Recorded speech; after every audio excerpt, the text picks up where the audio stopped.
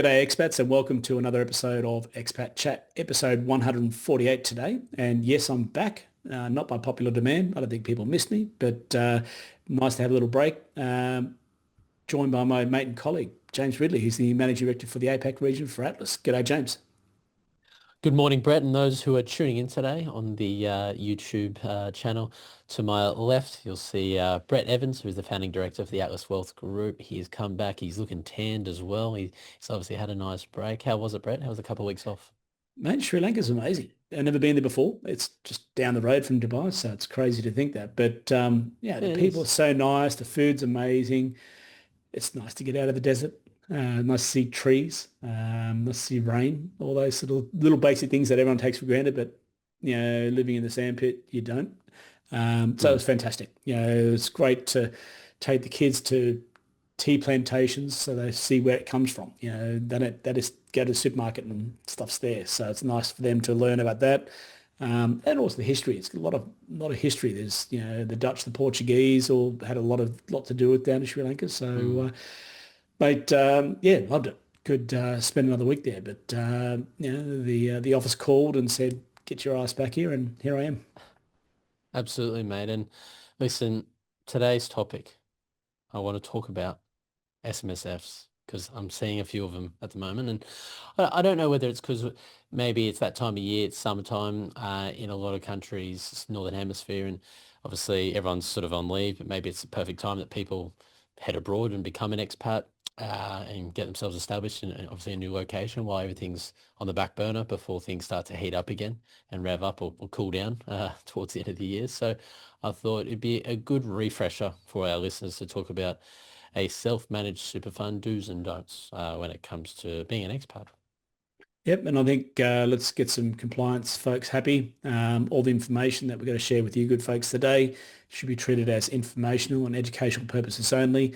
Please do not construe this as personal advice. If you do need to get personal advice, speak to the leading specialist like Atlas. Absolutely, mate. And an SMSF. So for those who are tuning in today, a self-managed super fund.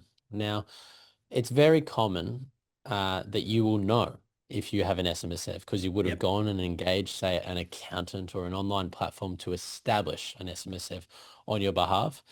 You wouldn't have one accidentally.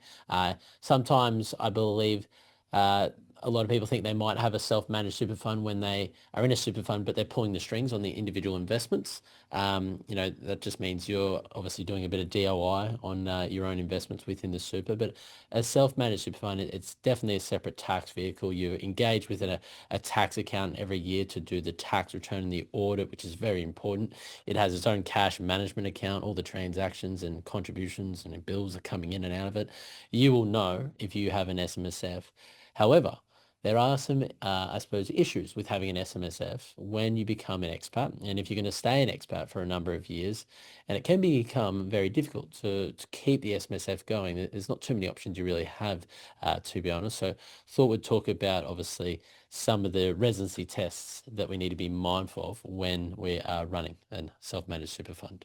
Yeah, spot on, mate. And I think that's the thing. It's learning about the reasons why SMSFs have boomed in the last sort of 10, 20 years, and people have got all sorts of assets in there, whether it's property or crypto or shares or bullion or whatever you want to call it. So I think that's the big thing that causes the most confusion with a lot of folks is they just expect to be able to jump on a plane and move overseas and off they go from there and things continue. But you know, folks who've been to our seminars or webinars would have heard us say before that super rules are agnostic when it comes to um, superannuation and residency. But the biggest thing that people need to be aware of is if you don't understand the moving parts behind an SMSF, the penalty is virtually 50% of the balance of your account. So let's jump into some of the key rules that been, and there's three key rules. James, you want to start off on those rules? Yep. Yeah, so SMSF residency, there's three key tests, and they obviously all need to be satisfied. So the first one is that the self-managed super fund was actually established in Australia. Often it'll be established if the trust deed was drawn up within the Australia, as well as the cash and the bank account was open within Australia. We'll go a little bit nitty gritty, but fund being established in Australia is probably the most boring out of the SMSF residency test because Tick. it's pretty clean Yeah. cut. Yeah, Yeah. exactly. Tick. The other two is probably what's most interesting. And we'll flesh these out a little bit more, but the first one is central management and control is ordinarily held in Australia. And the third test is what's called the active members test or active member test. So those are the ones which are very tricky for expats. And unfortunately, we do see a lot of expats breaking them. And why don't we talk about CMC first? Yeah, look, I think people misconstrue CMC. Central management control is that overarching ability to hire and fire. Meet a lot of folks and they say, oh no, I appointed my accountant or my financial planner. They're fine. They're the ones who have control, but they can't fire themselves. You can fire them. So you're that next peg up on the top, and that's where that control must be exercised in Australia. If any of the authorities get an inkling that you're overseas pulling the strings, 46% of your account balance is gone. If you don't rectify it within 12 months, another 46% is gone. Like you're just losing chunks and chunks and chunks of money. So a lot of people go through the process of what we call rubber stamping, which is if you've got a corporate trustee, you take yourself off as the trustee, you appoint a friend or a family member to be the trustee, who then in turn is obviously the controller of the SMSF. That's what a trustee is. So where people sort of fall afoul with that one is, first of all, that trustee doesn't have an economic interest in the SMSF, which is a big red flag to the ATO. ATO are now calling up trustees saying, do you actually know what you're doing? And half the time they don't. Like, yeah, of course. Yeah, yeah, I think so. And then they find out that the trustee is different from the beneficiary. And Yep. that's when they start to widen that gap and get involved and start to really look at whether this is true central management and control in Australia, or is it just a Yep. rubber stamp process? So that's a big one that people need to be aware of. In saying that, you can appoint someone if you own a property, for example, and you can appoint someone as a trustee of that super fund, but you have to make sure that the investment strategy that is drafted doesn't need your reference or does not need your participation. Because then that person, that trustee can say, no, no, here's my investment strategy, here's my rules, this is what I'm going to follow. The market does this, or the tenant does this, or this, or this. So therefore the person who's the beneficiary living overseas is well removed from that control. Still not ideal at all because the trustee doesn't have an economic interest in the fund. And you know, I won't jump the gun yet when talking about the active members test because that's what that relates to. But central managed control is that ability to control, and people just think Absolutely. And I it's mean, appointing. that's right. And these days, if you are establishing an SMSF, a lot of people aren't aware you actually now do what's called an interview with the ATO. So the ATO will give you a call. So all members that are establishing a self-managed super fund, the ATO will call you and usually run through a bit of a general questionnaire they have, which might last 15 to 20 minutes. And if you're trying to establish an SMSF whilst you're overseas, some of these questions they're actually going to ask you. Remember, they have access to what's on the ATO portal as well. So if you're saying, I'm an Australian tax resident, but you've been a non-resident for the last 4 years, that question is going to come up. And this person has the ability and the authority to say yay or nay on you establishing an SMSF. So a lot of people aren't aware, but you are interviewed about 10 to 15 minutes each member that is establishing the SMSF. So you want to make sure that if you are establishing it, you are an Australian tax resident, you're setting up correctly, you're not trying to pull one over the ATO's eyes, because the penalty, as Brett has said, is essentially losing half your balance and the income as a penalty tax, and then they give you 12 months to wind it up, and then they'll hit you again. So just bear that in mind. CMC needs to remain in Australia. Obviously, having the trustee that might provide some sort of flexibility on governance can give you, I guess, a short-term way to manage it. There's also the temporary absence rule, that 2-year rule when it comes to CMC. It's a tough one though, because I suppose when you're connect temporary absence rule to an Australian expat who's living overseas permanently for, 3, 5, 10, 7, 20 years. Temporary absence rule usually relates to someone that's just overseas for up to 2 years and then they're back in Australia still pulling those strings on the high level decisions. If you're overseas for more than 2 years and there's a consistent theme which is identified by the ATO, then they'll lean on the fact that ordinarily CMC has been held outside of Australia, which means you're not running a complying super fund. And that's when the tax can come about. And then the rubber stamping, we see that a lot.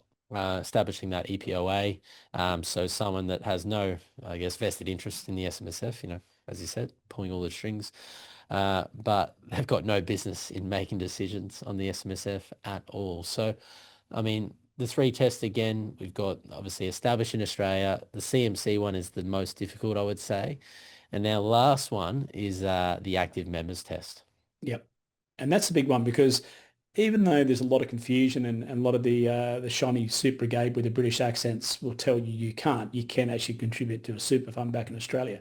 They would rather you contribute to an offshore bond in Isle of Man, but we've gone through that at length and we won't bore everyone with that today.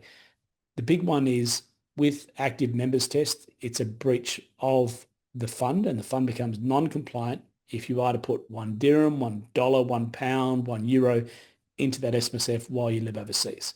So you are unable to contribute to that SMSF. And if you do, it'll breach the active members test.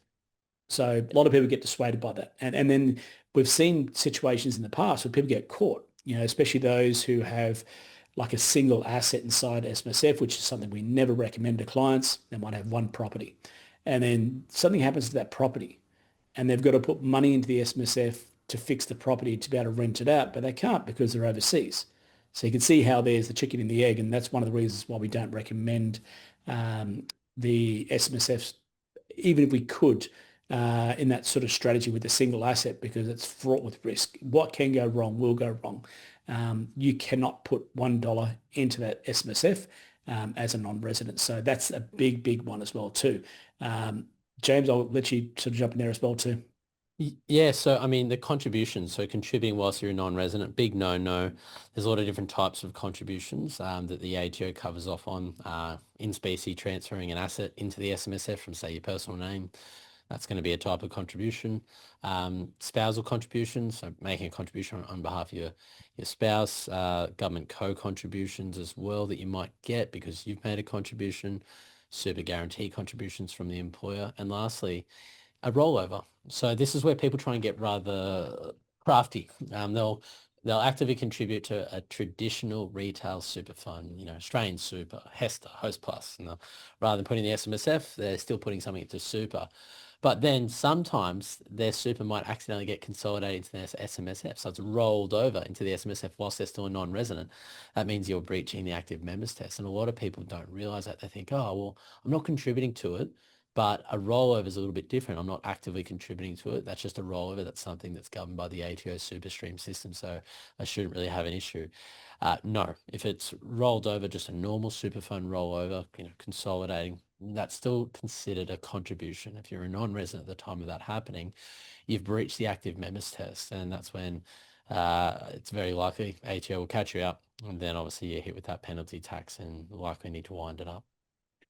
And I think the last point there, just on the active members test, is the percentage test under the SIS Act, which is I can't remember what SIS, it's super, anyway, it's been a while since I've hit the books. Yeah, it's a piece of legislation. There's obviously the numbers and the letters that go with it as well too. It's a Thursday, first week back, I'm still a bit deer in headlights. But the big one too is with that rubber stamping approach a lot of people take with the active members test, one of the qualifying criteria in the active members test is that at least 50% of the total market value of the fund's assets attributable to superannuation interests held by active members has to be held by an Australian resident. And that's where a lot of people get caught out as well too with this rubber stamping approach. I'll just put my brother, my sister, my dad, my mum as a trustee, but they don't have an economic interest. They don't have greater than 50%. And that'll strike the ire of the ATO as well too. So, mate, I think those three tests there sort of cover everything. We could go into many different rabbit holes, but I think, just remember, set up in Australia, second one, central management control cannot be managed by you overseas. If anyone gets a whiff of that you're doing that, guess what? You're toast. And the last one, the active members test, you cannot contribute to that super fund, even if you need to fix a house to get a tenant in to make rent, you're stuffed. So that's a big Yep. problem as well. But also that 50% rule, that 50% of the balance of that account has to be attributable to an Australian tax resident. So, mate, I think we Absolutely. wrap it up there. So, Yep. as always, thank you for your expert tutelage and guidance, and we'll see everyone on the next episode. Sounds good. Thanks for your time, Brett. Thanks, guys. See you on the next episode. Thanks, guys.